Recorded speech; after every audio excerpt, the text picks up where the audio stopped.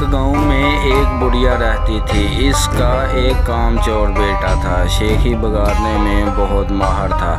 اس کو شیخ چلی کے نام سے پکارا جاتا تھا۔ بڑھیا محنت مزدوری کر کے اپنا اور اپنے بیٹے کا پیٹ پالتی تھی۔ ایک دن بڑھیا بیمار ہو گئی۔ گھر میں کھانے کو کچھ نہ تھا۔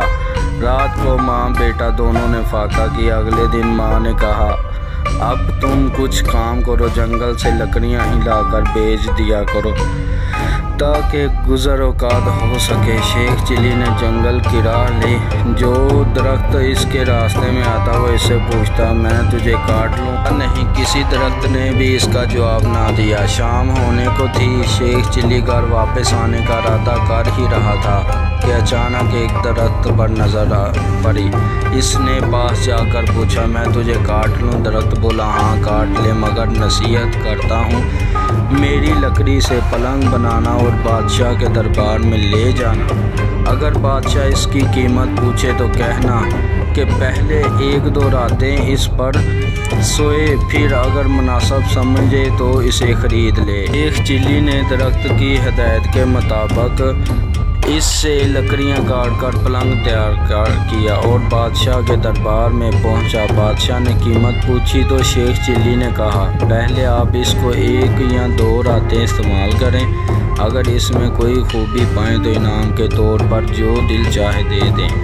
بادشاہ حیران ہوا اور شیخ چلی کے کہنے پر نوکروں کو حکم دیا کہ آج ہی وہ پلنگ میرے کمرے میں بچھا دیا جائے۔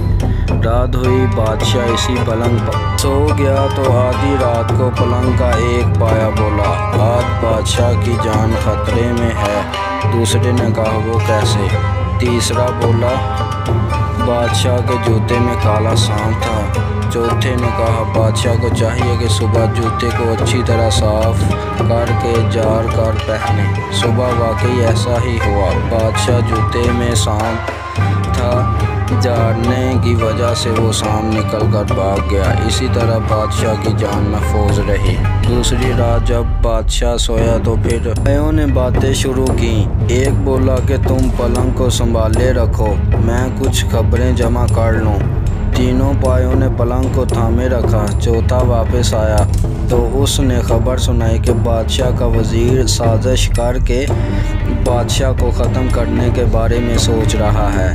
پھر دوسرا پایا گیا اور خبر لایا کہ بادشاہ کی بیوی وزیر سے مل کر بادشاہ کو زہر دینا چاہتی ہے۔ تیسرے پائے نے تجویز پیش کی کہ بادشاہ کو چاہیے کہ وہ وزیر کو مروا دے۔ چوتھا پایا گیا اور یہ خبر لایا کہ بادشاہ کو جو دودھ پلایا جائے گا اس میں زہر ہوگا۔ بادشاہ یہ سب کچھ سن رہا تھا۔ صبح اٹھ کر جب اسے دودھ دیا گیا تو اس نے نہ پیا بلکہ ایک بلی کو پلا دیا۔ بلی اسے پیتے ہی مار گئی۔ اس سے بادشاہ کو پتہ چل گیا کہ اس کا وزیر اور بیوی دونوں مل کر اس کو مارنا چاہتے ہیں۔